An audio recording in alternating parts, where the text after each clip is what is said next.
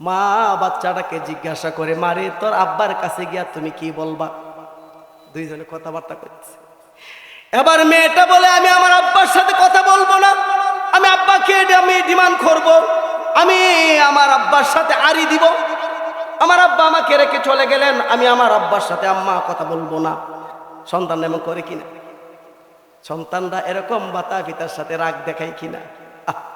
আবার এবার আম্মা তুমি কি করবা গিয়ে আমার আব্বাকে ফাইলে?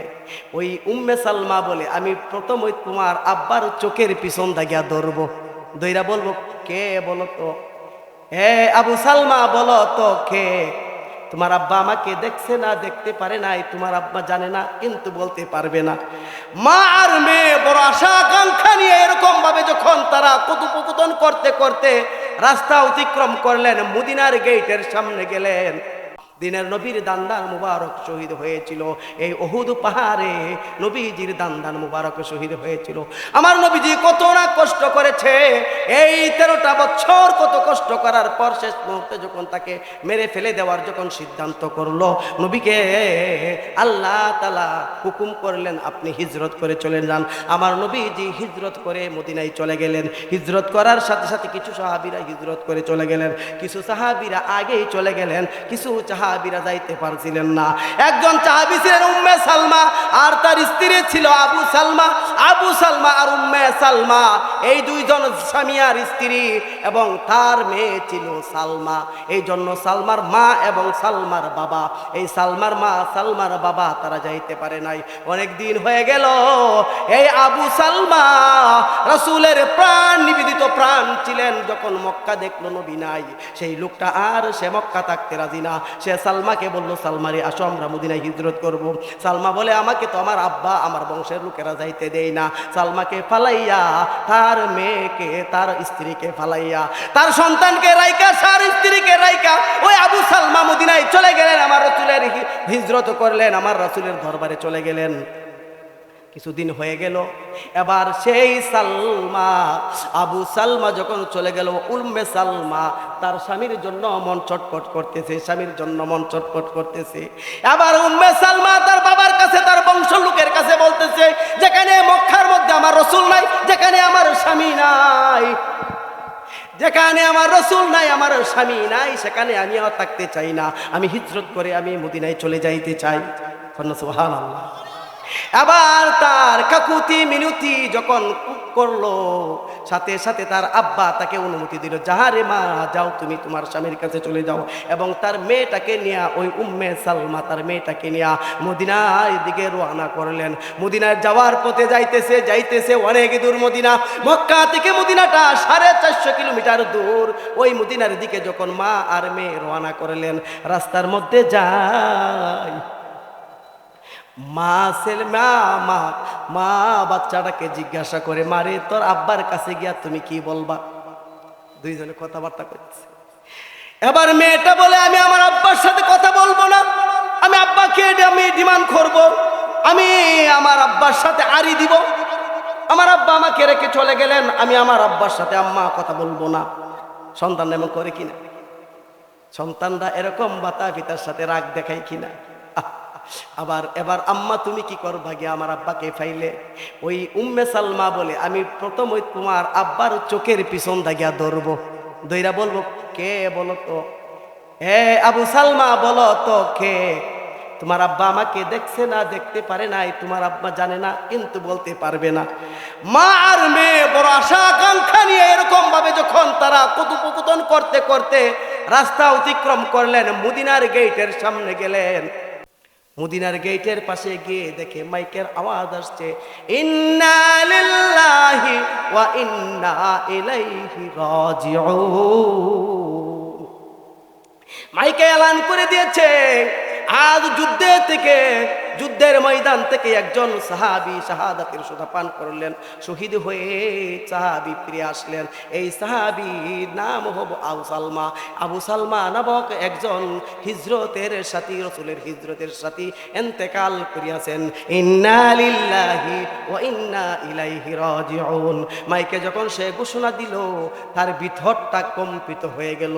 দৌড়াইয়া রাসূলের পাশে গেলেন, রাসূলের কাছে দরবারে গেলেন। রাসূলের দরবারে গিয়ে দেখে লাশটা শোয়া আনহু লাশটাকে তারা কাপড় দিয়া মরণ কইরা রাখছে। ওই ব্যক্তি রাসূলের পাশে গিয়ে বললেন, ইয়া রাসূলুল্লাহ, ইয়া হাবিবাল্লাহ, আমি উম্মে সালমা, আমি মক্কা থেকে এসেছি, আমি আমার স্বামীর সন্ধানে আমি হিজরত করেছি। ইয়া রাসূলুল্লাহ, আপনার কাছে আমি এসে গেছি, আপনাকে না দেখলে ভালো লাগে না, মন মানে না, আপনি নাই, আমার স্বামী নাই। ইয়া রাসূলুল্লাহ, আমি উম্মে সালমা এসে গেছি, আমার স্বামী কোথায়? রাসূলের সহ্য হয় না, রাসূলের চোখ বায়া বায়া পানি পড়তেছে, গাল মুবারক বায়া বায়া, তুতে মুবারক, দাড়ি মুবারক বায়া বায়া পানি পড়তেছে। রাসূল তার কাপড়টা সরাইয়া দিলেন। এই কাফনের কাপড়টা সরাইয়া মুখটা খুইলা দেখে তার স্বামী আবু সালমা ইন্তেকাল করেছে। আবার রাসূল ডাক দিয়ে বলে, উম্মে সালমা রে, তোমার স্বামী তো শাহাদাতের সুধা পান করেছে, সে শহীদ হয়ে গেছে।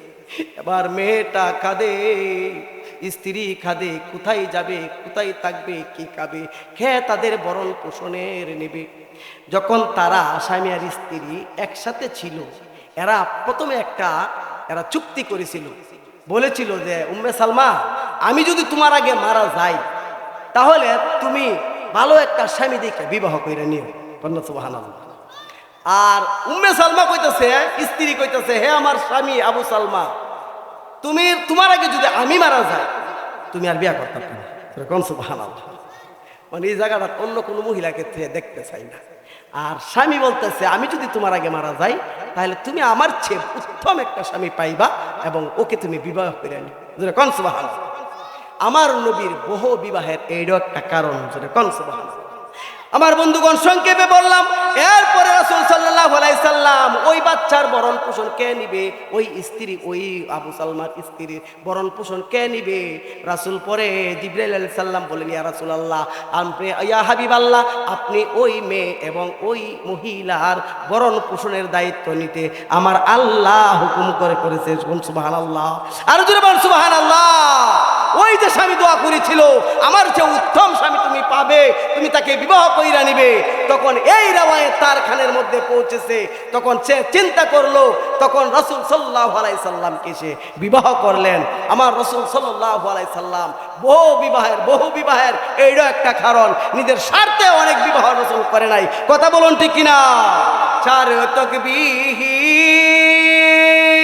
ছিল চিরদিন, তুমি ইনসাফের, তুমি অধিপতি, উল আলমের শ্রেষ্ঠ নিয়ামত, উল আলমের শ্রেষ্ঠ নিয়ামত, তুমি যে প্রাণের অধিক।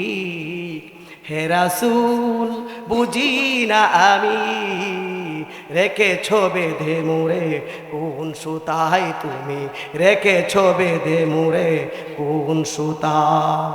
কথা বলুন ঠিক না? আল্লাহ তাআলা রাসূল সাল্লাল্লাহু আলাইহি ওয়াসাল্লামের এই মহব্বতের সুতায় আপনাকে আমাকে যেন বেঁধে দেয়। আজকে যারা আসছে সেই মাহফিলে তাদেরকে সুতা দিয়ে বাঁধবে। কথা বলুন ঠিক কিনা? যারা পথেঘাটে রুডে মাঠে থাকে তারা কি এই সুতার বাউন্ডারির ভিতরে আসতে পারবে? আল্লাহ তাআলা এনে দেখ, আল্লাহ তাআলা তাদেরকে মাহফিলে আনার তৌফিক দান করে। সবাই জোরে বলেন আমিন। আমরা এতক্ষণ যে ওয়াজ করেছি, শুনেছি, আল্লাহ তাআলা এই কোরআন এবং হাদিসের উপর, আয়াতের উপরে আমল করতে পারি সেই তৌফিক যেন দান করেন। সবাই জোরে বলেন আমিন। আপনাদের কাছ থেকে সংক্ষিপ্ত আলোচনা সেখানে শেষ করি, দোয়ার দরখাস্ত রেখে আমার সংক্ষিপ্ত আলোচনা শেষ করলাম। আখির দাওয়ানা আলহামদুলিল্লাহি রাব্বিল আলামিন। আসসালামু আলাইকুম ওয়া রাহমাতুল্লাহি ওয়া বারাকাতুহু।